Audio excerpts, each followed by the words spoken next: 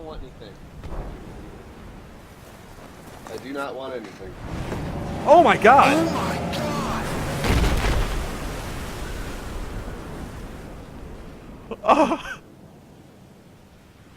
Why didn't I have fraps going? I have it on. I filmed it.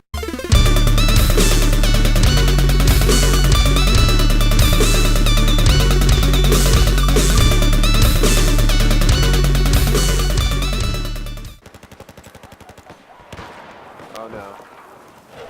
Oh my god! I'm Oh my god! I'm in. How did I survive that? It features Ellen Page and Willem Dafoe. Oh, I really want to play it. It looks really wow. cool. Some guy just suicide jetted us. Alright YouTube, this is Reclaimer from 2XP Gaming. We're going to be doing a review today on Battlefield 4 Naval Strike. This is the latest DLC that's available now for both premium and regular members for Battlefield. And I'm going to tell you, this is probably one of the best DLCs that we've ever played. So we're going to start right off and we're going to be going into Naval Strike. I'm not going to spend too much time on this map, to be quite honest with you. This was my least favorite out of all four. There's some pretty intense gameplay that you can experience while you're playing this map. There's a lot of little islands and little areas that you can get into, a lot of close quarter scrums, along with some long range action that you can get. But again, in terms of just the look of this map, it just feels like another Battlefield map to me. It actually kind of reminds me of Paracel Storm, and I'm not really sure how I feel about that. But again, you know, Naval Strike it's decent. But I think you're going to have a little more fun on some of the other maps that we're going to be going into, which is going to bring us into one of the most beautiful maps of the game, in my opinion. As you can see, just look at that water. So we're going to be looking at Lost Islands, and Lost Islands is a pretty large map, in my opinion. And it's a very beautiful map. There's a ton of islands, as the name would suggest, and a downed airplane in the middle of one of those islands, which adds for a little bit of a close quarters feel to it. And then you have the Carrier Assault mode that I was actually playing this on. I was playing Carrier Assault, which is a new game mode that was added with Naval Strike, and it's reminiscent of the Battlefield 2142 Titan Assault mode. So if you've ever played that part of the franchise, and if you've been around a decent amount of time, you have played it, just like I have, you're going to have some similarities with Carrier Assault to that Titan mode. There are differences, which I will show you. But overall, it's a really fun mode, and definitely gives you some really intense gunplay and just overall really nice battles. In addition to the new game mode, we also have the hovercraft, which is a pain in the ass to handle. It hovers, which is why it's a hovercraft, but I'll tell you right now, I don't like it on land. It's much better in water. Keep it in water if you can. Archer would be proud. So we're showing you Carrier Assault right now on Lost Islands, where basically the hull has been breached on the enemy carrier, and we're going to be driving up to it, and we're going to be trying to assault the carrier by blowing up 2 MCOM stations. As long as we do that, we win the game, or if the boat gets destroyed by our missiles, by capturing conquest points. You're going to see some awesome pistol skills here. I'm being facetious, of course, but we are inside the enemy carrier. As you can see, we have 1 MCOM, and then after we arm the 1 MCOM, we go and we arm the other MCOM. So it definitely reminds you of that Titan mode that you had in Battlefield 2142. It's very dark in here, so it forces you to think about your loadouts. You might want to put a flashlight on instead of a laser. You maybe want to take the shotgun. You may want to use those new presets that Battlelog offers you, which is really a really cool thing. So the open, I almost want to say sliding, but the folding doors allow for some really intense moments where you can have the entire enemy team behind them mounting a counterattack, and you don't know what you're heading into when you get past these doors. So as you can see, we actually blew up the 1 MCOM, and now we're moving in for the second assault, which is going to be in the engine room, which is going to be much more close quarters. There's going to be a lot of corners that you have to watch out for. These blast doors open up, and it just can be an absolute crap fest in terms of people getting killed in front of you. Playing a medic is probably a good idea here, as long as playing support class. Make sure you have your lasers and or your flashlights. If you have the combo, I would definitely take that.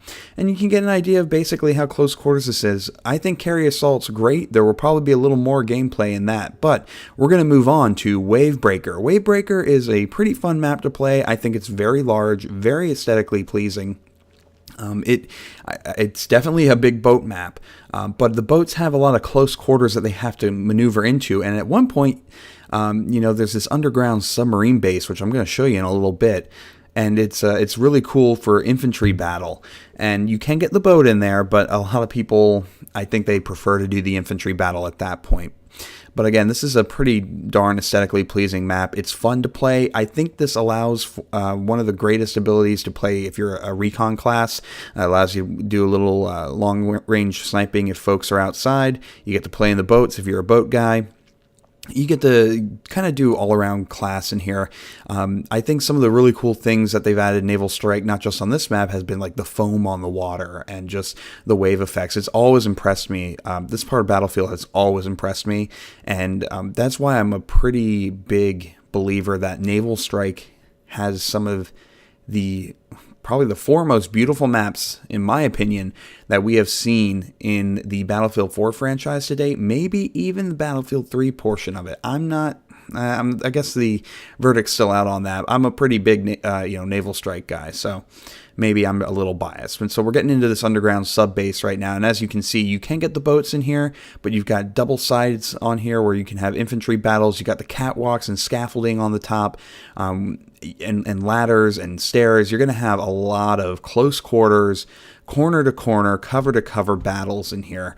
And I can tell you, it provides for some very fun and very intense moments. So this is a pretty fun map.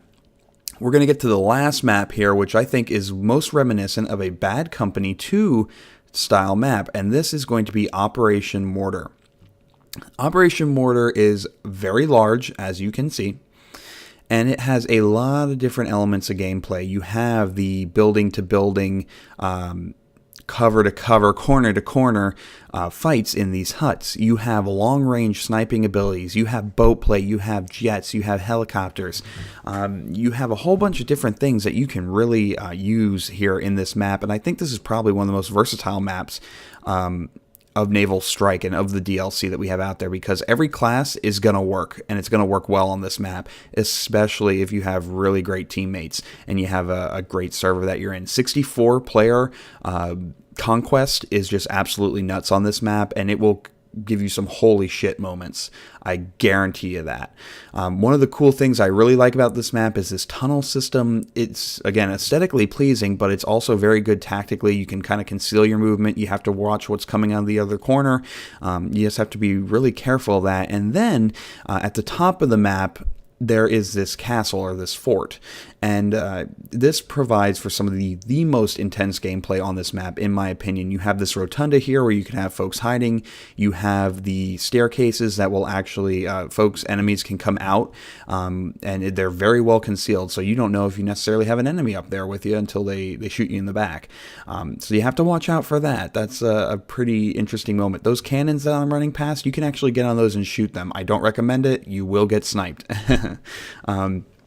So additionally, we have some more, grassy gameplay, but Naval Strike overall, if I can give it a sum up of out of 5 stars, I think this is a 5-star DLC.